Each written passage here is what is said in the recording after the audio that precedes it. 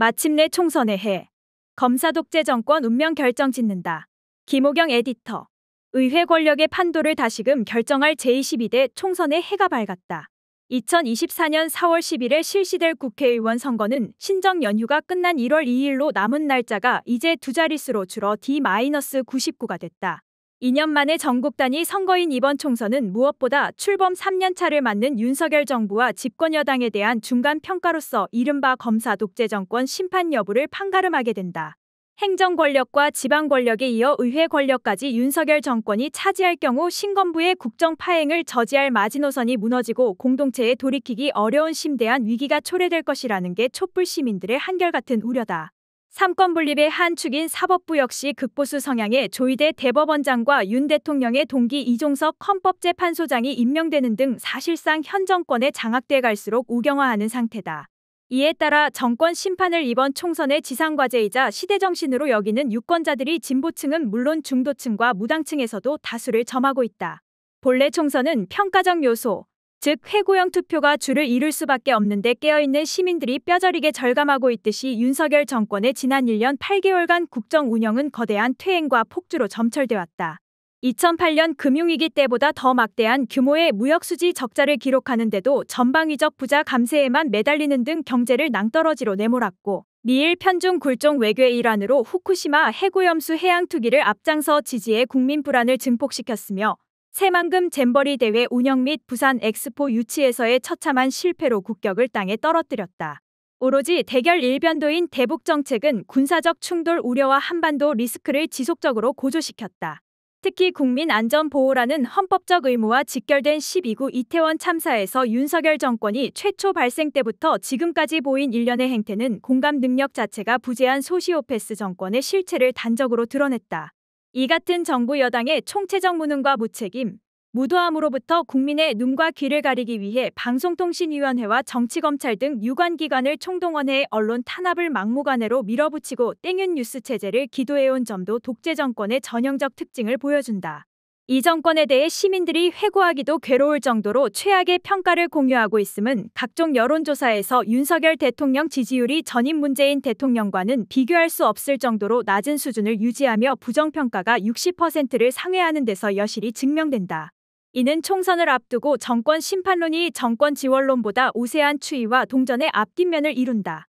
중앙일보가 한국갤럽에 의뢰해 지난달 28일에서 29일 전국 만 18세 이상 남녀 1017명을 대상으로 전화면접 조사를 벌여 1일 발표한 결과에 따르면 현 정부를 견제하기 위해 야당 후보가 많이 당선돼야 한다는 응답은 53%인 반면 현 정부를 지원하기 위해 여당 후보가 많이 당선돼야 한다는 응답은 39%에 그쳤다.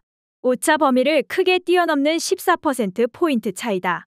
새해 첫날 언론사에 따라 여러 다른 여론조사 수치를 어지럽게 쏟아냈지만 해당 문항을 일정 기간마다 똑같이 점검하고 있는 한국갤럽의 여론조사 결과는 일관된 흐름을 보인다. 지난달 8일 발표된 조사에서도 현 정부를 견제하기 위해 야당 후보가 많이 당선돼야 한다는 응답은 51%를 나타낸 반면 현 정부를 지원하기 위해 여당 후보가 많이 당선돼야 한다는 응답은 35%에 그쳤다. 중도층에서도 야당 승리가 여당 승리보다 월등히 높았고 무당층에서도 야당 승리가 여당 승리를 2배 이상 앞질렀다. 여론조사꽃이 지난달 18일 발표한 서울 25개 구정당 지지도 여론조사에서는 강남 3구를 제외한 모든 구에서 민주당 지지율이 국민의힘보다 높은 것으로 집계됐다.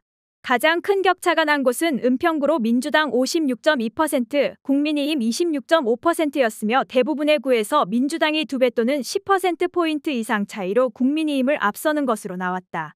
이는 조선일보가 지난달 8일 국민의힘 자체 총선 판세 보고서를 입수했다며 서울 49개 지역구 가운데 여당 우세 지역이 강남갑, 강남을, 강남병, 서초갑, 서초울, 송파을 등 강남 3구 6곳에 불과하다고 보도한 내용과 일치한다. 한국갤럽이 지난달 15일 발표한 정기 여론조사에서는 윤 대통령 직무 수행에 대한 긍정평가가 31%에 불과했다. 부정평가는 62%를 기록했는데 이는 4월 4주차 조사 때 63% 이후 최고치다. 지역별로는 대구 경북에서만 긍정평가가 약간 높았을 뿐 서울, 인천 경기, 대전 세종 충청, 광주 전라, 부산 울산 경남에서 전부 부정평가가 높게 나왔다.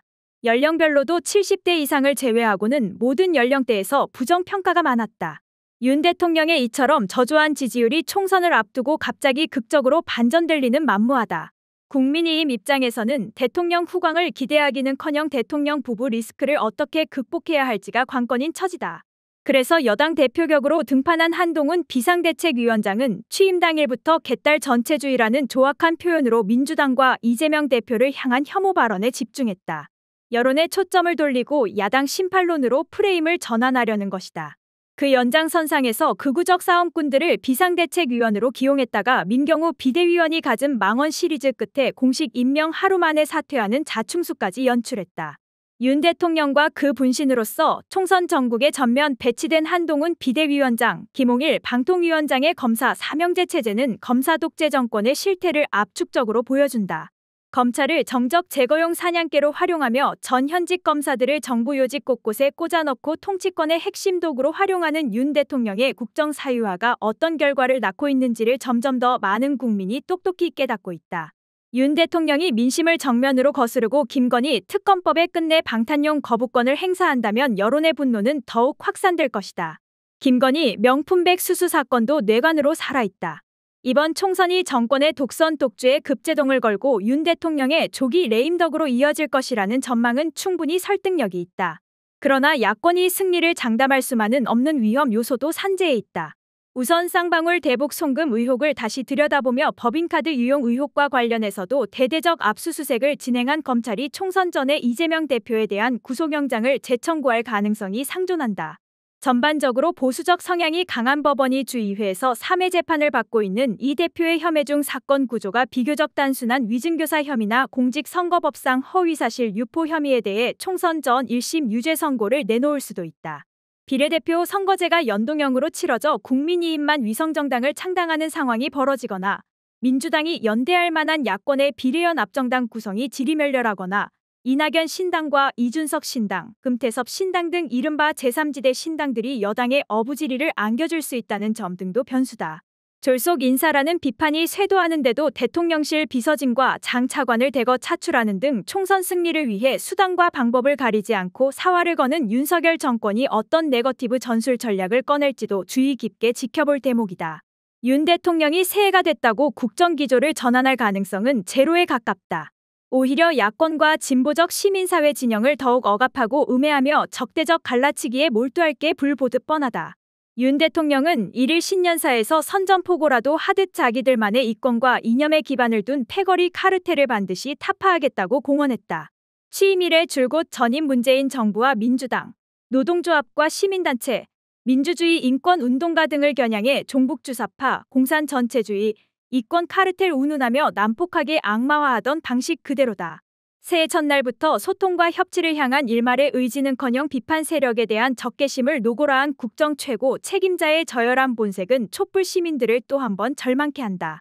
지금 정말 타파해야 할 이권 이념 패거리 카르텔이 있다면 그것은 윤석열 대통령과 친윤검찰 극우 카르텔인데도 적반하장의 극한을 보여준 것이다. 지난해 8월 국민의힘 연찬회에서 제일 중요한 것이 이념이라고 목청을 높였다가 10월 강서구청장 보궐선거 참패 뒤에는 이념 논쟁을 멈추고 오직 민생에만 집중해야 한다고 정반대로 대통령실 참모들에게 당부했다던 윤 대통령이 또 다시 공개적으로 이념 카드를 꺼내든 건 심상치 않다. 검찰, 경찰, 감사원, 국정원 등 공권력과 어용 언론들을 동원해 총선을 어떻게 끌고 가려는지 짐작케 한다. 윤석열 정권이 폭주를 멈추고 스스로 성찰하며 변화할 조짐은 없다. 벼랑 끝으로 가는 민생과 민주주의의 갈림길에서 국민 한 명 한 명이 직접 나서는 주권 행사의 중요성은 그 어느 때보다 커졌다.